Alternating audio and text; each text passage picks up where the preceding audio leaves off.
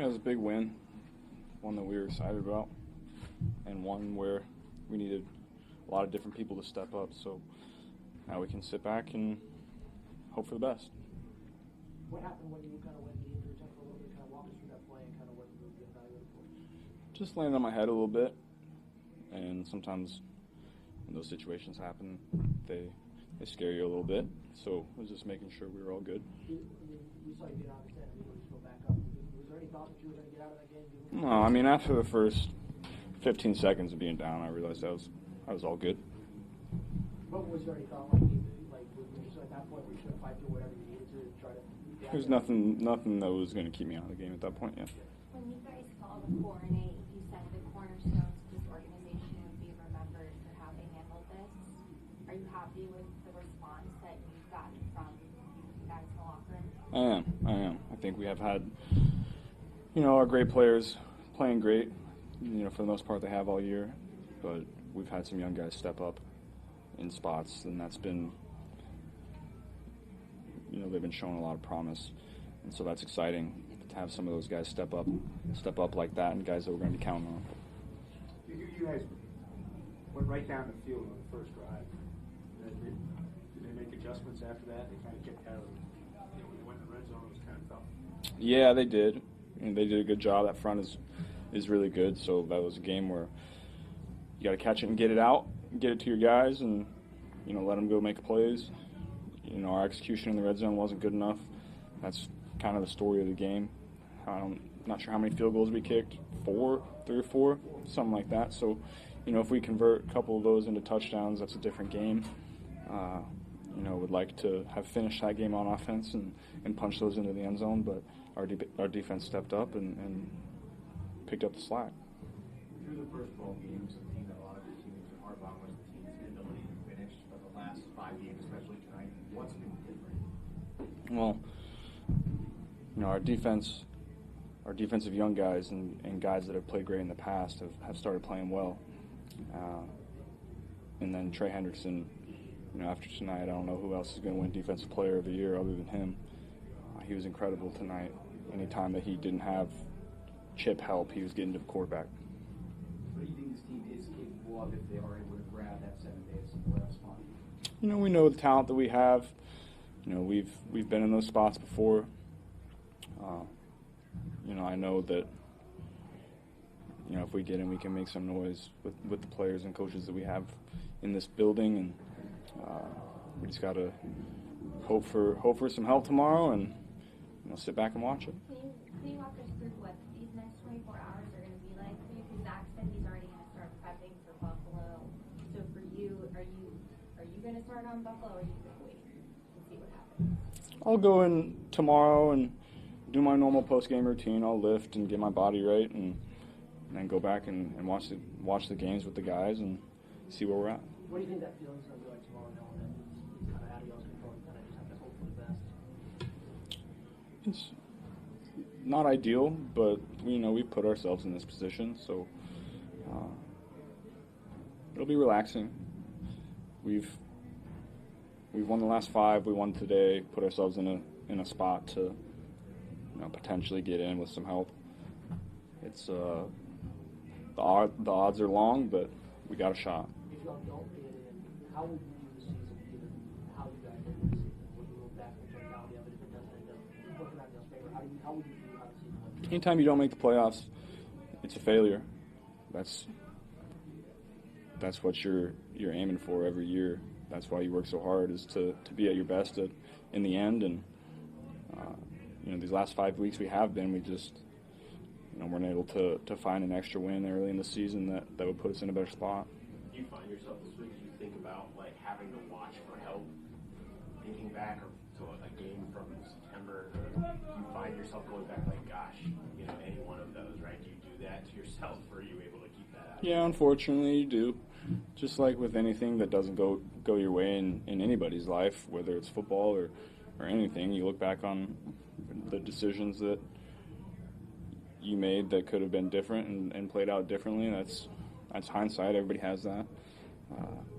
We definitely had winnable games that we didn't win, and put ourselves in this position. Is there any of those games that specifically stand out this week?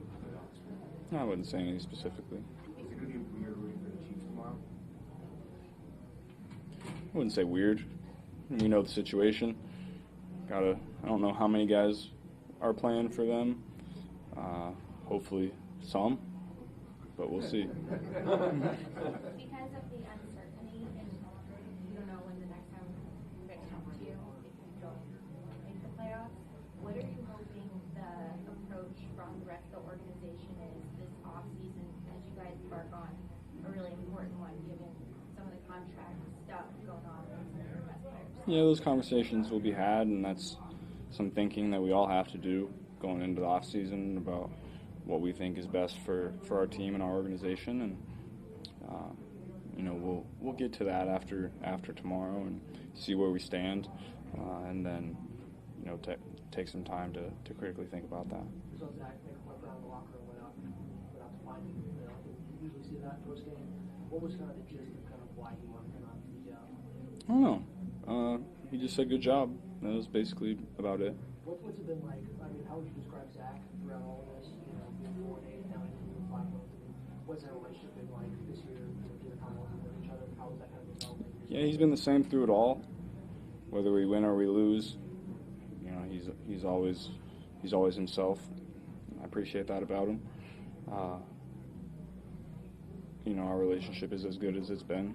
We've had some tough conversations. We've had good conversations, and everything in between. That's what playing football in the NFL is all about, is having conversations to try to improve your team, yourself, and everything. So it's been positive. Do you think the culture met the challenge? Do you think the culture met the challenge tonight and in the last month? For the last 5 games we have, yeah. 5 in a row to finish it off is always positive. It might be too little too late, but we'll find out tomorrow. Joe, Jamar's going to go into tomorrow in terms of triple crown. Talking about healthy leagues in all 3 categories.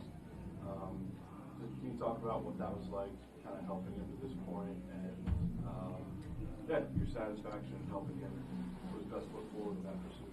Yeah, it's an exciting thing to be a part of. He deserves it all. He works really hard for it. He's obviously a great player, great person. To etch his name in history like that is really special, and I'm excited to be a part of that. I know everybody else is too. And just like an offensive line would take pride in a running back's accomplishments, how would you say a quarterback takes pride in being part of a wide receiver's standout year like that? Yeah, I take pride in the fact that everybody eats in this offense, and obviously number 1 is going to get his touches because our offense runs through him, and he's our best player, so we're going to get him the ball. But we have so many other weapons that we feel confident in, and whatever the look the defense gives us, the ball can go to so many different places. I take a lot of pride in that. So what kind of lift does this give you to 25, no matter what happens tomorrow? What kind of tone does this set for 25? Any? That's tough to say. You for the next 24 hours probably, and then if we don't get in, then after that you don't really think about the last game. You think about the entirety of the season.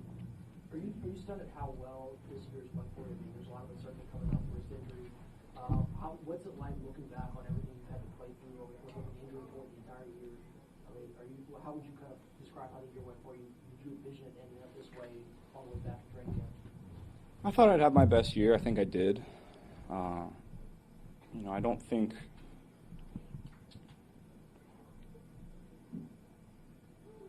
the year after a ligament injury like that is always better.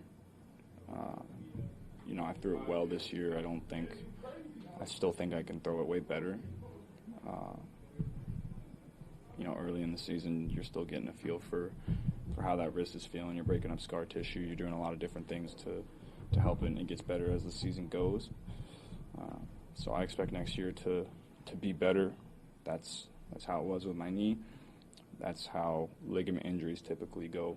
So I'm expecting to grind this off season, take a jump next year. Did you know Mike Gesicki was close to an incentive on the first offensive play? Yeah, he was like catch for 3 yards or something. Yeah, that was easy. What kind of years he had? What kind of years he had? He gets lost in this thing. He had damn near 60 catches. Yeah, I think he was great for us. That's something that we haven't really had since I've been here. Is a guy that when everybody's so focused on all of our receivers, doubling them, clouding them, having specific plans. Now you got to worry about that guy matched up on a safety or a linebacker, and that guy was so valuable for us all year, and a guy that, in my opinion, we need to bring back. I know you're a historian of the NFL. You know all great quarterbacks. One can help you tomorrow, Aaron Rodgers, in his career and everything's kind of his future's in the air. Is it safe to say that you'll be a fan of his tomorrow when he's playing the Dolphins? Yeah, absolutely. I've been a fan of his for a long time. You know, watching him growing up was, he was one of those guys that you love to watch. And when Monday night, Sunday night football came around, you were hoping that he was on it. So, hopefully he can help us out tomorrow and break out a big time game for us. Is it one of those you send a text tonight to, hey, if you could just solidly appreciate it? Maybe I'll text him tomorrow if they get the win. I won't text him tonight, though. A follow-up on him real quick. Like, his career is, who knows, like, what has he done for the quarterback profession for you? Did he serve as an inspiration for you growing up, watching him play and having all the success he had? Yeah, he did. I think, number one, I think he revolutionized how quarterbacks throw the football.